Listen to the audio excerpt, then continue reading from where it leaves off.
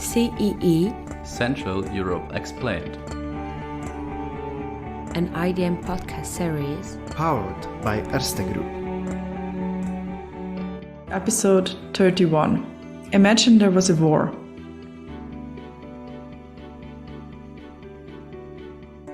Have you been watching the war in Ukraine via TikTok, Instagram, or YouTube? Like many of you, I have recently spent a considerable higher amount of time than usual by scrolling through social media posts on Ukraine. I was trying to comprehend the incomprehensible. From a safe distance, I've been watching how strangers, but also friends and colleagues from Ukraine became refugees, victims, war reporters, or fighters. Social media seems to create an intimacy that can be overwhelming. Then there is a lot of disinformation, unverified information, propaganda, and signs of certain leader cult out there. It is messy, it is painful, but it is also impossible to look away. Welcome to our podcast series, Central Europe Explained. My name is Daniela Apaydin. I'm a research associate at the IDM, and I'm hosting today's episode on the power of images in times of war. In the previous episode, I talked with Hanna Tropic from the cross-border journalism network NOST about local journalism in the Western Balkans. Recording it in February, we discussed measures for more resilient media, not knowing what enormous challenges for reporters in Central Europe lie ahead. Today, I welcome an expert for war research and media theory, Dr. Daniela Ingruber. Daniela, thanks for finding the time. Thank you very much for the invitation. Hi. Hi. So Daniela, you work at the University for Continuing Education Krems, and you are a war and democracy researcher, a media theorist, and a consultant for film productions and film festivals. From 2012 to 2016, you led the Department for Media and Conflict at the UN-mandated University for Peace in Costa Rica, and later on you were a guest professor at the HHS in the Netherlands. In your research, you focus on topics such as dystopian democracy, media ethics, and fake news, among others. I was really wondering of how you personally and professionally experienced the Russian invasion of Ukraine and the usage of images in war reporting. Well, as a private person, I think I'm exactly in the same situation as you are.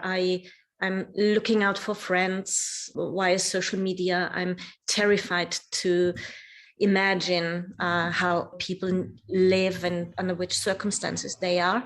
And I follow those pictures and those images. And then there is this professional part where I try to analyze what I see and where I realize that the pictures always only show me a very, very small part of what is actually happening.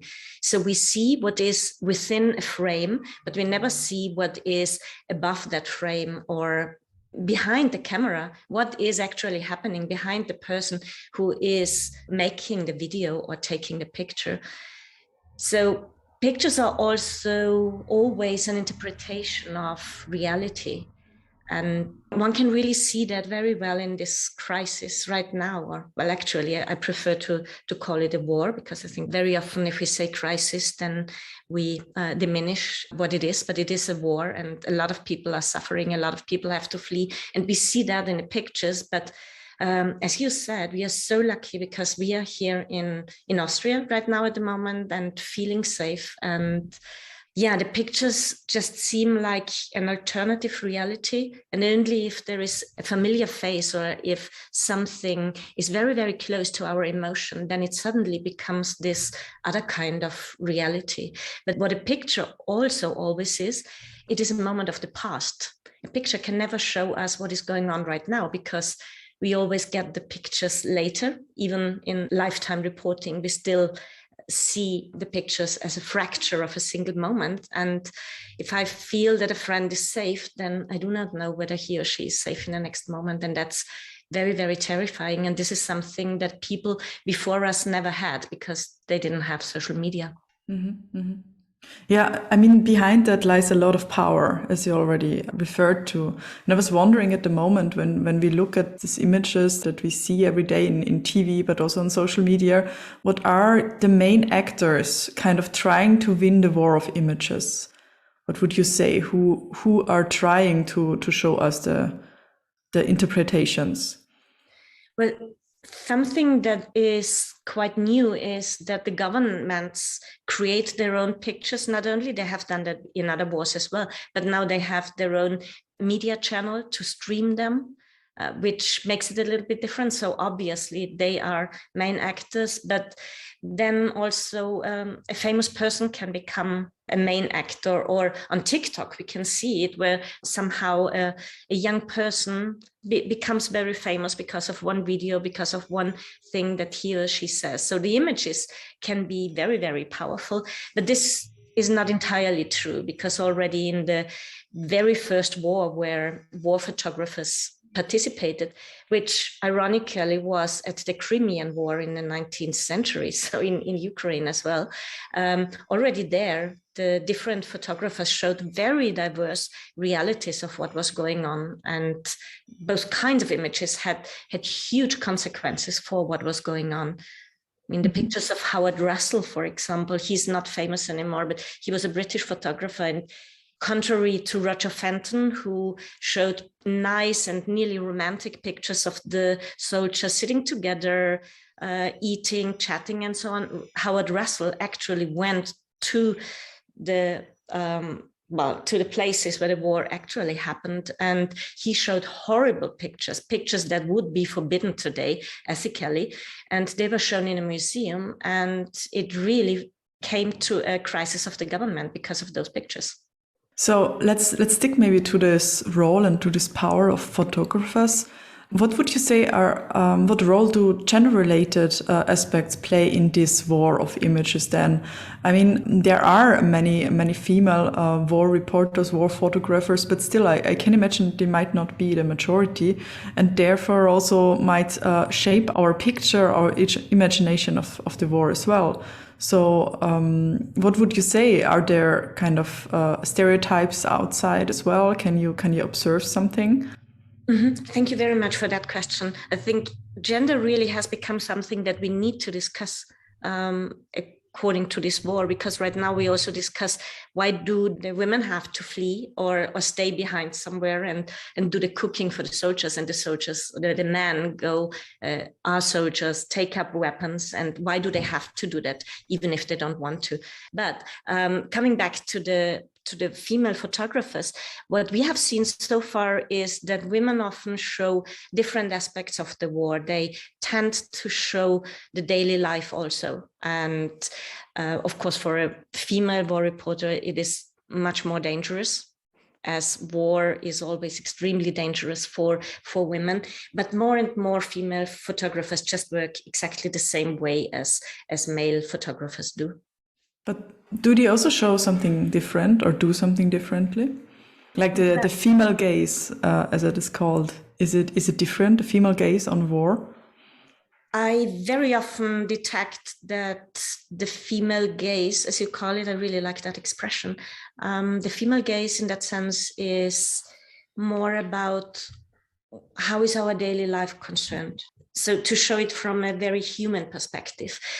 But I've also seen pictures of men who really can show what is behind the daily life, because a war is not only about fighting, of course, but we can also see that daily life is so much influenced by everything. I mean, people who do not have water, people who are injured, and so on. And women very often tend to show that, but this is maybe not only the female gaze. Very often they are also not allowed in those places. And very often we can see that soldiers tend to allow men rather to accompany them than female war reporters. I would also like to focus a bit on an aspect that you mentioned before when it comes to ethical questions. I mean, there's this famous picture of a man falling down the World Trade Center at 9/11.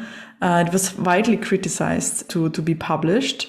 And back then you had mainly professionals who decided about publishing. You had this kind of gatekeepers, of course, who could decide if an audience can handle the sensitive images or not.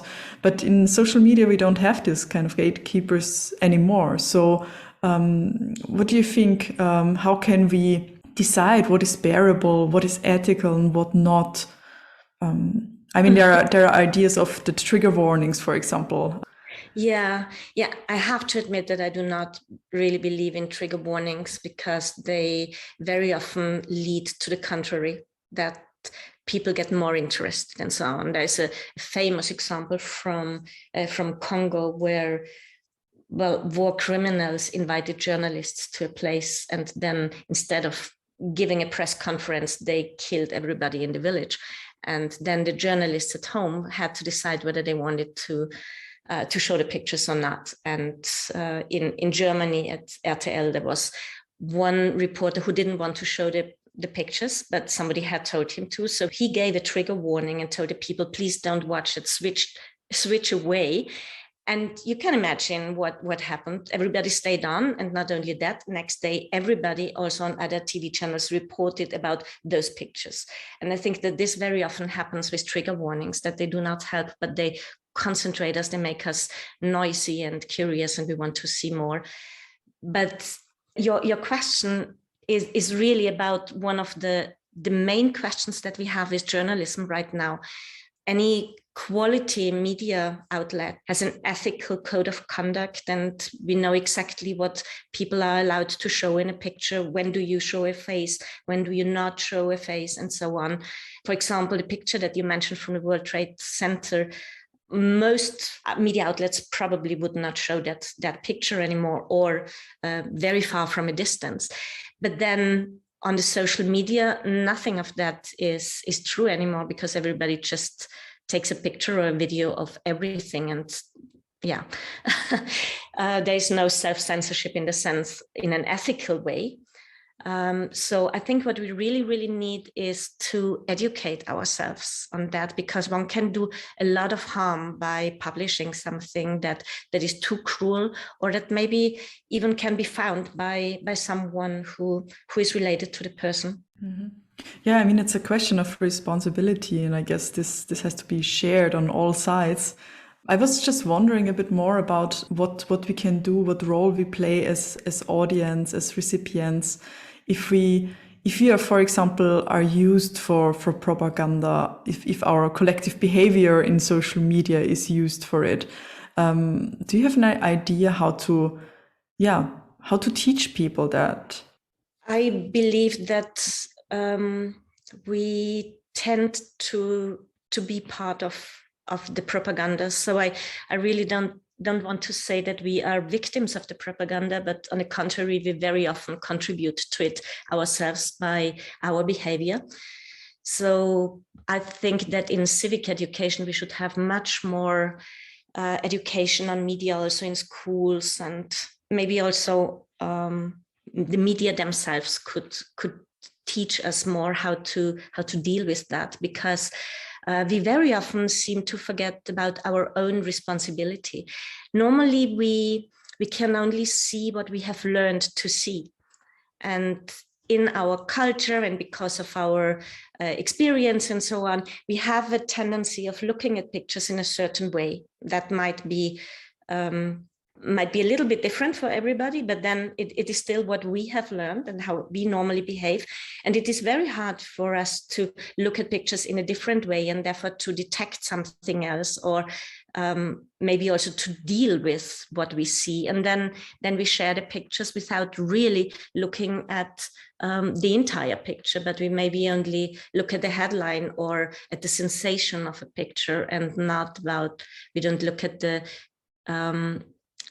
damage that a picture can do, or sharing a picture could do. So I think that before sharing something, we should think twice, and also before just consuming the pictures, because of course we see so many pictures today that it is a way of really consuming anymore. So I think we have to look at the pictures with concentration, and really trying to reflect what is the picture. Can it be true, and is it really a current picture, and what does it actually tell me, and so on.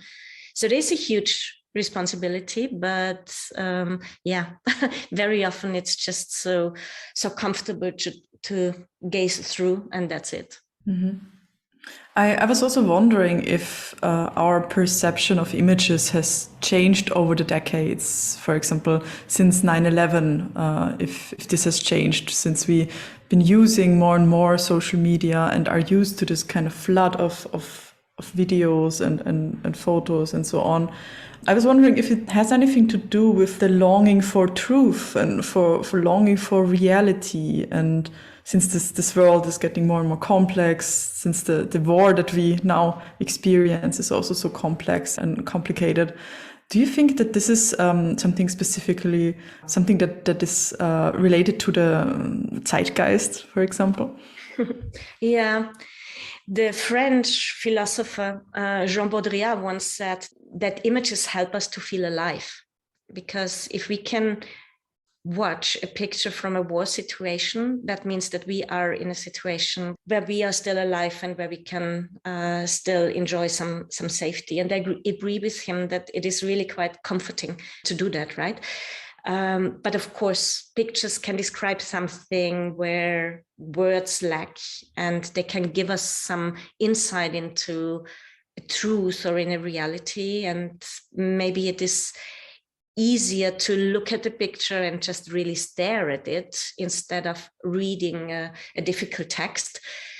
But we can never be sure that what we see is correct and that it is really from that situation that it is referring to. The good thing is that people have become a little bit more suspicious and they do not believe anything anymore. So, well, not anything, but we tend to doubt what we see in pictures. And the funny thing is that we still go on consuming them. And sometimes a video just feels like a Hollywood movie, and we look at it, and then only afterwards we realize, wow, this was not just a movie, this has actually happened. So we do have much more education on images. We do see many more pictures, and yet I don't think that we can understand the truth by looking at pictures. Very interesting. Yeah, I mean, thinking of this effect in media science, when you learn an information and then forget about the source, but the information is already received and that's already in your mind. I guess with a picture that is related to an emotion, this is then even harder to get rid of this image. Exactly.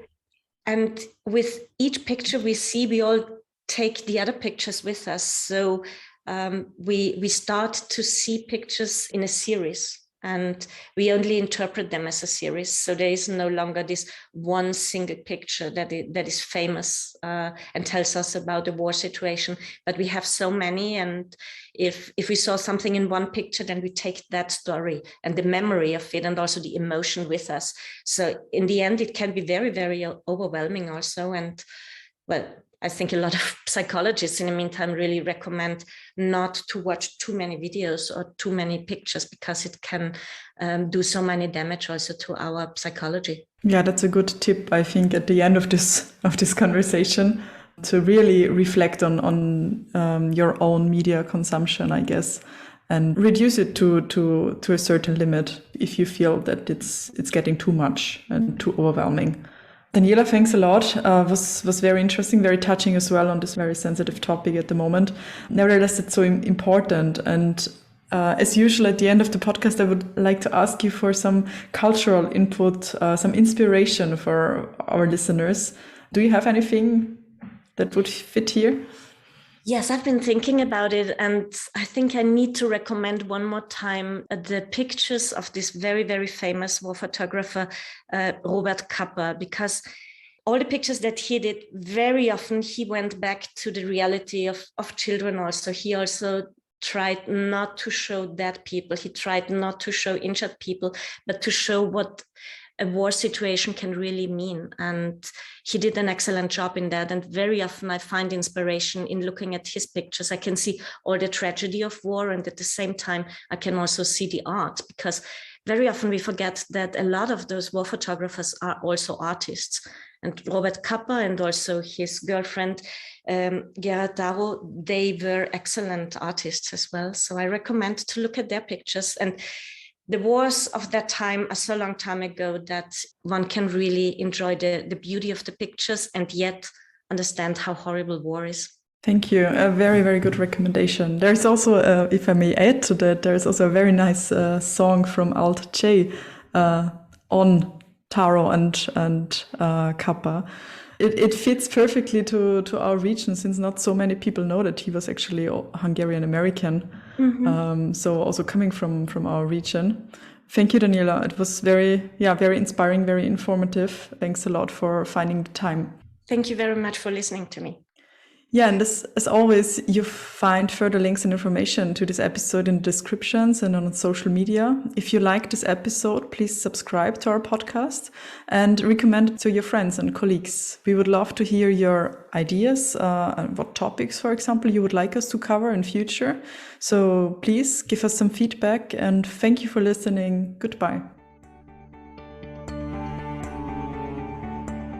So, you enjoyed this podcast? Then tune into another CEE episode and subscribe to the IDM podcast series on Apple Podcast, Spotify, Acast, or elsewhere you get your podcast. And also have a look at the rest of our work on our website www.idm.at. For any feedback or podcast collaboration, feel free to contact me at e.hunterberry@idm.at. The email is in the description below. This was CEE, Central Europe Explained, a podcast series produced by the Institute for the Danube region and Central Europe, powered by Erste Group, with the ongoing participation of Daniela Apaydin, Marvin Natalik, Daniel Martinek, and Sebastian Schäfer. Production and editing, Emma Hunterberry. Proofreading, Jack Gill. IDM Podcast. Institut für den Donauraum und Mitteleuropa. Institute for the Danube region and Central Europe. European perspectives. Regional actions. Cooperation and expertise since 1953.